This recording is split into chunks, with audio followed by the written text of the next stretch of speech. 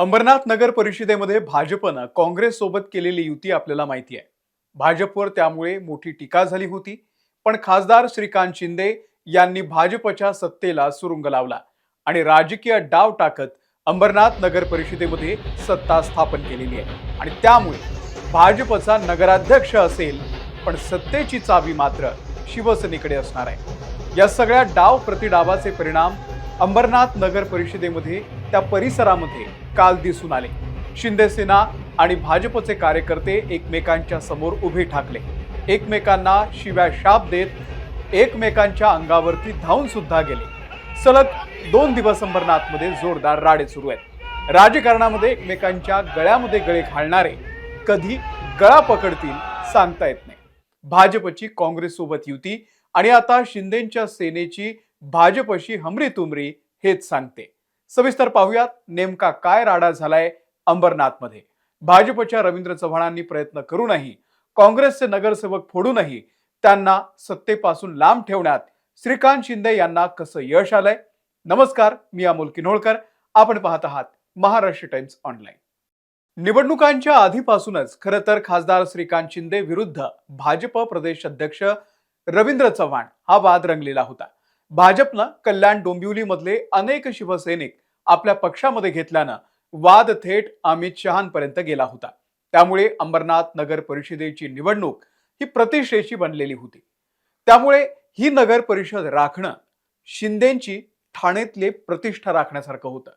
अंबरनाथ उपनगराध्यक्षपदाची निवडणूक अनेक अर्थानं रंगतदार ठरली होती. सुरुवातीला शिवसेना शिंदे गटाला बाहेर ठेवण्यासाठी भाजपनं काँग्रेस सोबत हात मिळवणी केली. काँग्रेसकडून निलंबनाच्या कारवाईनंतर 12 नगरसेवकांनी भाजपमध्ये प्रवेश केला.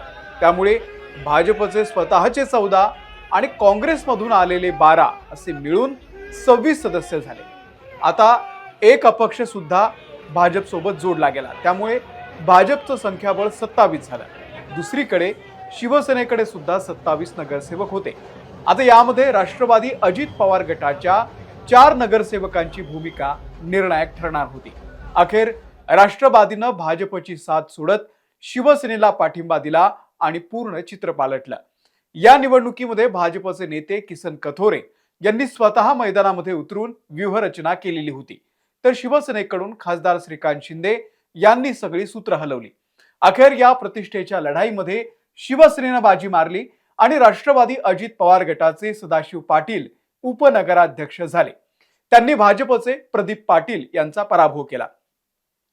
शिंदे सेनेनं थेट अजित पवारांच्या राष्ट्रवादी काँग्रेसच्या 4 नगरसेवकांना सोबत घेत सत्ता स्थापनेचा दावा करत भाजपला अंबरनाथमध्ये सत्तेपासून दूर ठेवलं.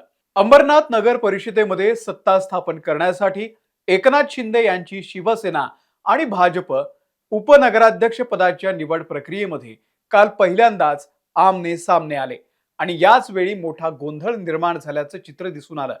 उपनगराध्यक्ष पदाचे उमेदवार सदाशिव पाटील यांच्या विरोधात भाजपच्या कार्यकर्त्यांकडून अश्लील भाषेमध्ये घोषणाबाजी करण्यात आल्यानं त्या ठिकाणचं वातावरण तापलेलं होतं. नगर परिषदेच्या परिसरामध्ये दोन्ही पक्षांचे कार्यकर्ते आमने सामने आले. जोरदार घोषणाबाजी सुद्धा झाली. नगर परिषद सभागृहाच्या बाहेर भाजप आणि शिवसेनेच्या कार्यकर्त्यांमध्ये आरोप प्रत्यारोप झाले. भाजपच्या महिला कार्यकर्त्यांनी शिवसेनेच्या कार्यकर्त्यांच्या विरोधात गद्दार गद्दार अशा घोषणा सुद्धा दिल्या. संतप्त झालेल्या महिला कार्यकर्त्यांनी शिवसैनिकांना चपला दाखवत निषेध व्यक्त केल्यानं राजकीय वातावरण अधिकच तापलं. काही काळासाठी या परिसरामध्ये गोंधळाची स्थिती निर्माण झालेली होती. अंबरनाथ नगर परिषद उपनगराध्यक्षपद पदाच्या निवडीची जी प्रक्रिया आहे ती सुरू असतानाच भाजपनं 4 नगरसेवकांना बजावलेल्या व्हीप वरून सुद्धा मोठा वाद निर्माण झाला. या व्हीप बाबत गटनेत्यांकडून आक्षेप नोंदवण्यात येत असून त्यावरती शिवसेनेकडून देखील सभागृहामध्ये भाजपला प्रत्युत्तर देण्यात आलं. निवड प्रक्रिया पूर्ण होण्यापूर्वीच शिवसैनिकांचा अतिउत्साहीपणा सुद्धा दिसून आला. अंबरनाथ नगर परिषदेच्या मुख्य प्रवेशद्वाराच्या समोर शिवसैनिकांनी उपनगराध्यक्षपदी सदाशिव पाटील यांची निवड झाल्याचे बॅनर लावले होते आणि या बॅनरमुळे वादाला तोंड फुटलं. तसंच उपमुख्यमंत्री एकनाथ शिंदे यांचा फोटो लावून त्याखाली बाप तो बाप रहेगा असा मजकूर टाकण्यात आल्यानं भाजपला डिवचण्याचा प्रयत्न केल्याची चर्चा काल अंबरनाथमध्ये रंगलेली होती. या सगळ्या प्रकारामुळे अंबरनाथ नगर परिषदेमधील सत्ता स्थापनेची प्रक्रिया वादग्रस्त ठरली. पुढील घडामोडींवरती संपूर्ण शहराचं लक्ष होतं. प्रशासनाकडून कायदा आणि सुव्यवस्थेचा प्रश्न निर्माण होऊ नये यासाठी खबरदारी घेतली गेली. अंबरनाथ नगरपालिकेमध्ये शिवसेनेनं भाजपला धक्का देऊन उपनगराध्यक्ष पदावरती विजय मिळवला. खासदार डॉक्टर श्रीकांत शिंदे यांच्या राजकीय खेळीमुळे राष्ट्रवादीच्या 4 नगरसेवकांनी शिवसेनेला पाठिंबा दिला आणि त्यामुळे भाजपला आता विरोधी बाकावरती बसावं लागतंय. या निवडणुकीमध्ये भाजपचे प्रदीप पाटील यांचा दारुण पराभव झाला.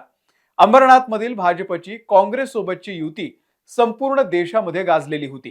टीकेची धनी झालेल्या भाजपनं शेवटपर्यंत शिवसेनेला सत्तेपासून दूर ठेवण्याचा अनेक वेळा प्रयत्न केला.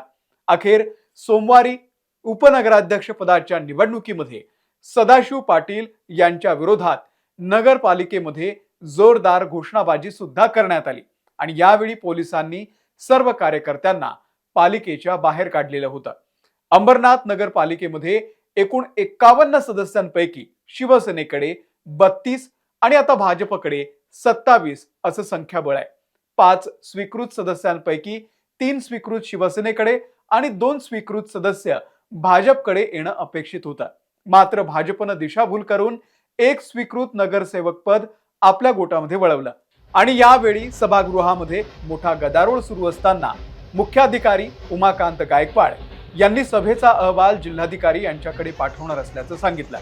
शिवसेनेकडून देखील जिल्हाधिकारी यांना या संदर्भात पत्र देण्यात येणार असल्याचं सांगण्यात आलं आणि त्यामुळे भाजपकडचा 1 स्वीकृत सदस्य हा त्याचं पद जे आहे ते रद्द होईल असं बोललं जात आहे. त्यामुळे भाजपनं इतक्या सगळ्या प्रकारे जंग पछाडून देखील अंबरनाथ त्यांच्या हातचं सुटलंय. शिवसेनेचा उपनगराध्यक्ष बसल्या दोन्ही गट समोरासमोर आले आणि जोरदार धक्काबुक्की सुद्धा झाली, शिवीगाळ सुद्धा झाली. राज्यात भाजपचे मुख्यमंत्री आहेत देवेंद्र फडणवीस आणि उपमुख्यमंत्री आहेत शिवसेनेचे एकनाथ शिंदे. पण सत्तेसाठी, सत्तेच्या डावपेचांसाठी याच सत्ताधाऱ्यांचे नेते एकमेकांच्या जीवावरती उठलेत. उद्या ही परिस्थिती इतर ठिकाणी सुद्धा होऊ शकते. तुम्हाला या सगळ्याबद्दल नेमकं काय वाटतंय कमेंट करून आम्हाला नक्की सांगा. या व्हिडिओमध्ये इथेच थांबतोय. आमच्या महाराष्ट्र टाइम्सच्या YouTube चॅनलला जर तुम्ही सबस्क्राईब केलेले नसेल तर सबस्क्राईब करा. आम्ही फेसबुकवरती आहोत, बातम्यांचे अपडेट तिथेही देत असतो, तिथेही फॉलो करा.